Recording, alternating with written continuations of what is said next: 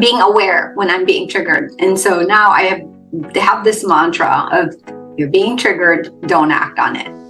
Breathe. Get to know ourselves, get to know who we are at our best and also who we're not, and really practice some self-acceptance around that, but also be in that growth mindset of continuously improving and expanding ourselves, both professionally and personally.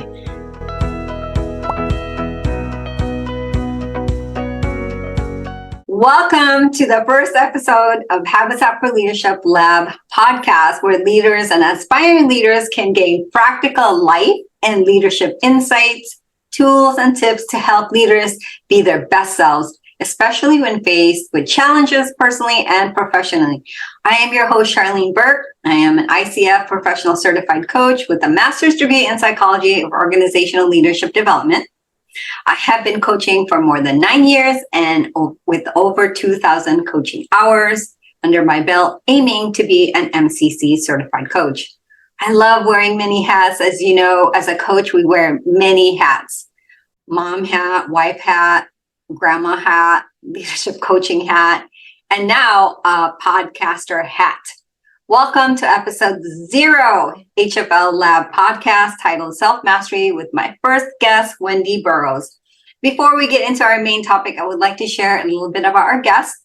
The heart of her work and her mission has always been to coach and inspire people to live their greatness. And she does this by supporting individuals, groups, and organizations to clarify what is most important and help them navigate their way through successful future or desired outcome.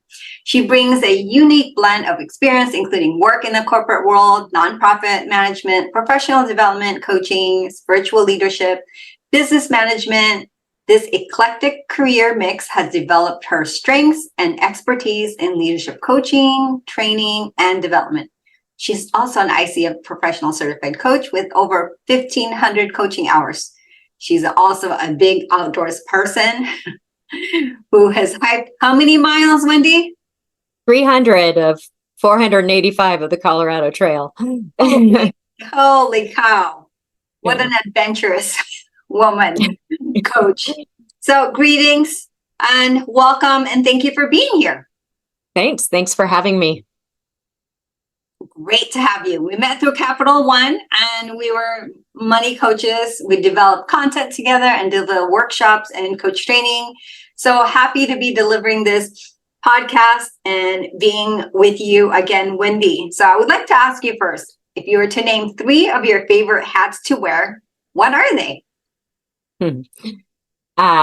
Definitely coach. I love coaching and supporting people to bring out their best. And facilitator.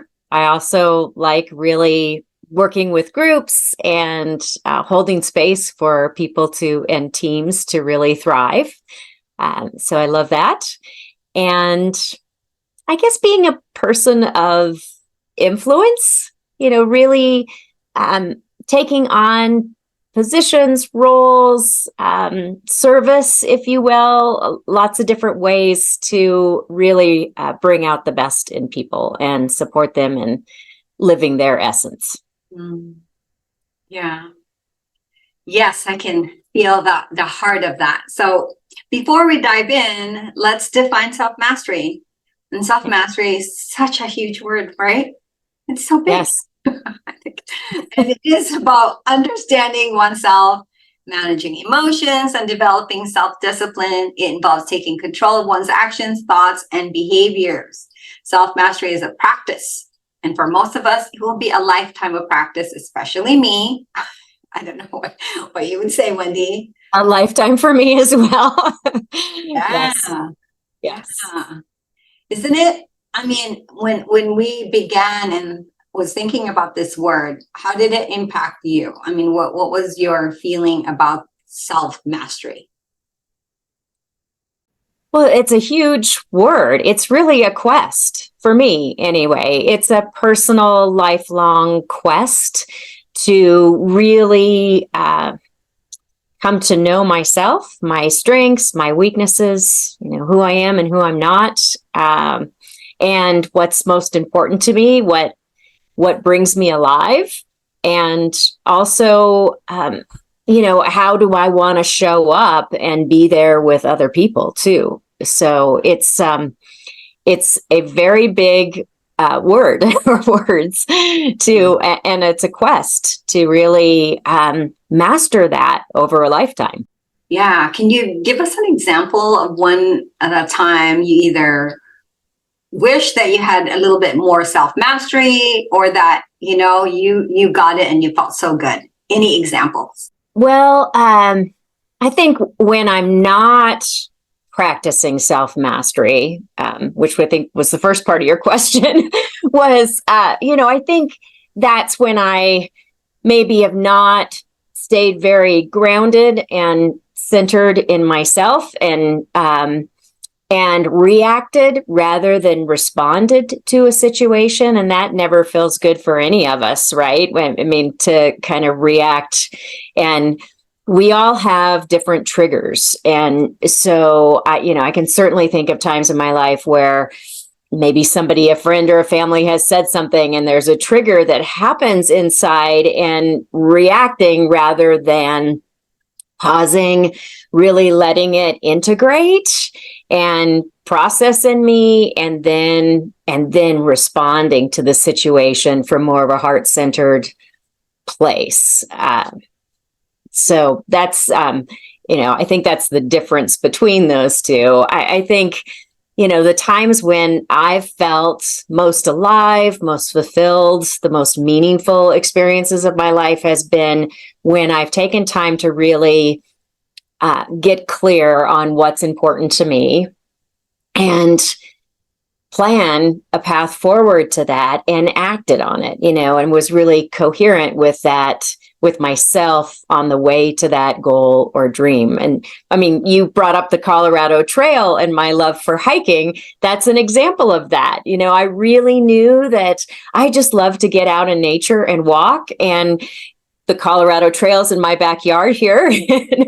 And so I kind of said, why not? Why not start that journey of 485 miles and do it a little bit at a time, and see where it takes me? And it's really turned into an empowerment journey. And I think that's true for anything that is meaningful for us in our lives, that we set an intention for or a goal and move toward it. It has that juice when we do that. And that is self-mastery, in my opinion. Yeah. Really catching hold of that vision and moving toward it. Yeah, I love that. And I am committing to walking with you one of these days. All right, good. Colorado.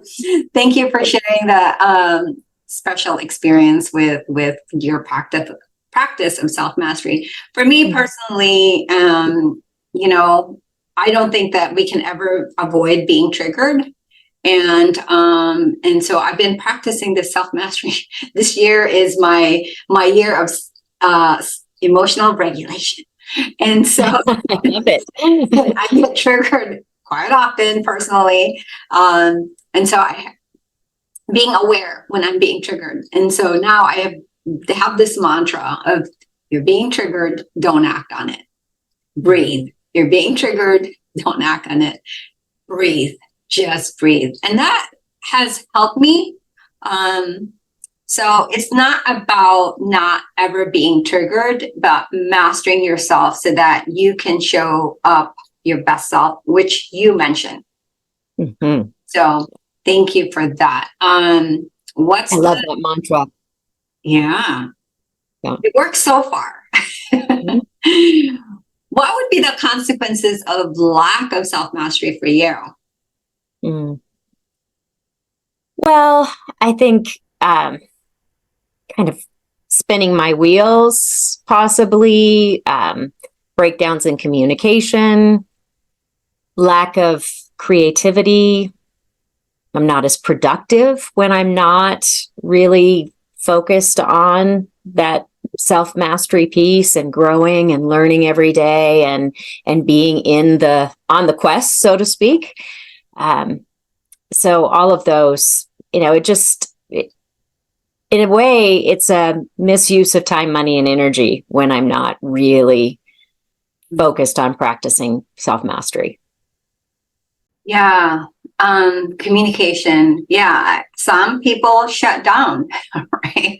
When they don't master themselves or can't regulate, they shut down and they don't ever come back. And so, and deal with the problem, which becomes an incessant problem. So, in leadership, how do you think that plays into leadership and self-mastery? How do you think that relates?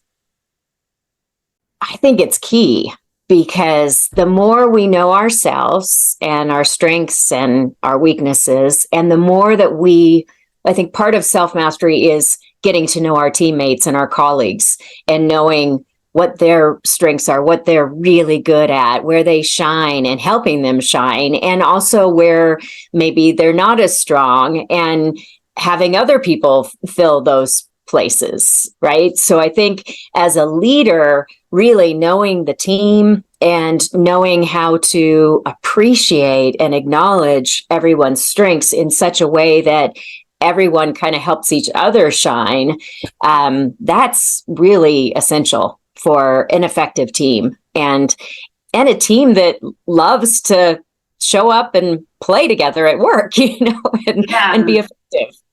Yeah. Be effective, right? It seems very easy to be effective when things are good, right? It's when things are not good, when we're being challenged, we're being pushed back. What are the essential ingredients for self-mastery? What do you think they are?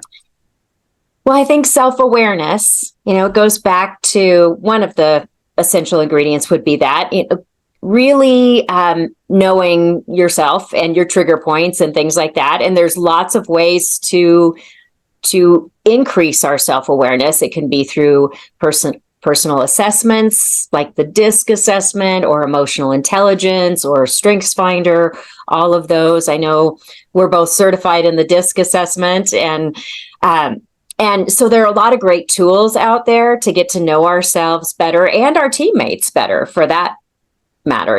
That there's really an opportunity there to build on our self-awareness and our awareness of others that we're interacting with. So that would be one. I would say also mindfulness, I think, is key. And really being intentional with our actions, making sure that our actions are aligned with our goals and moving forward with intentionality.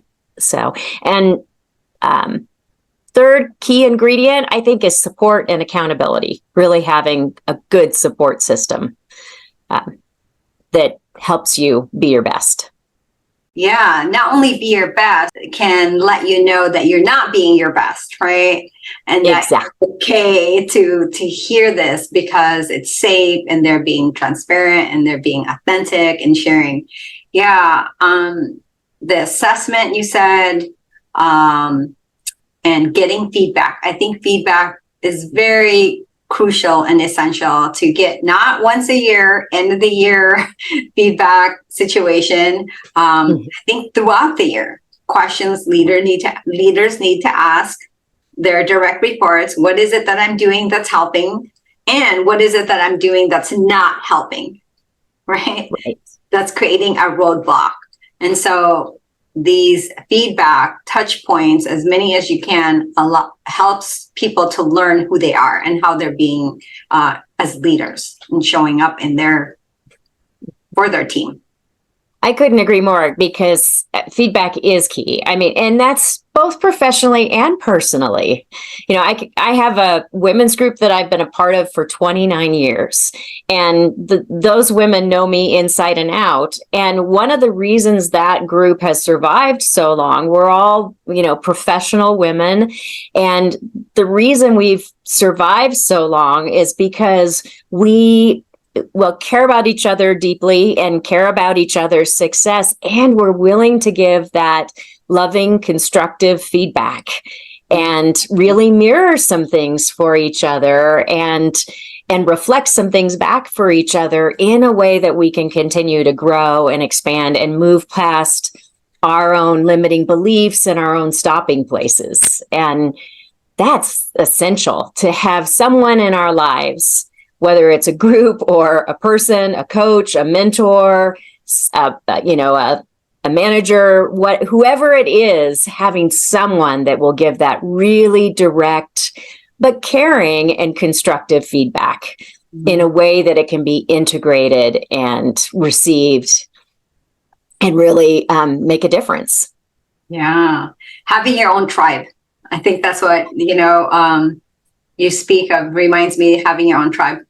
And, if you ever need a coaching session with dealing with your limiting beliefs, Wendy is a rock star at this area. This is where she shines the most. And I have had the pleasure and experience to watch her and coach me in this area. Amazing, amazing. So Wendy, can we reiterate the ingredients for self-mastery again? Sure. So self-awareness. And I think I said the second one for me is mindfulness, like really being intentional with how we want to do our day or our, experience at work or at home. So mindfulness. And then the third one is support and feedback. What's the bottom line for people to take away from this, Wendy? I think how important it is to be on that personal quest of self-mastery, to really get to know ourselves, get to know who we are at our best and also who we're not, and really practice some self-acceptance around that, but also be in that growth mindset of continuously improving and expanding ourselves, both professionally and personally, so that we can create rich and meaningful lives. Yeah, beautifully said. Thank you, Wendy.